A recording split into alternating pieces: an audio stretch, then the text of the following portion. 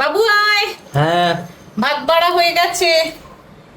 এখানে দিচ্ছি পটল ভাজা, একটা বেগুন ভাজা আছে, তারপরে প্রথম পাতে দিচ্ছি করলা ভাজা, আর একটু দিয়ে দিচ্ছি শাক চচ্চড়ি, কুমড়ো শাক চচ্চড়ি দিয়ে দিলাম। তারপরে দেবো মুগের ডাল, কাঁচা মুগের ডাল ঘন করে করা আছে, দিয়ে দিচ্ছি 1 বাটি কাঁচা মুগের ডাল দিয়ে দিলাম। আছে একটা লেবু, এটাও দিয়ে দিচ্ছি। তারপর যেটা আছে পোনা মাছের তরকারি, আলু দিয়ে পোনা মাছের ঝাল, এই যে একটা দিয়ে দিচ্ছি আলু দিয়ে পোনা মাছের ঝাল।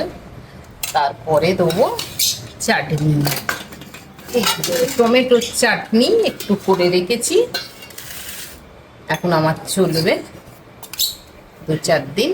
এই হচ্ছে আজকের খাওয়া দাওয়া, বিশেষ কিছু রান্না নেই। বসে পড়ো।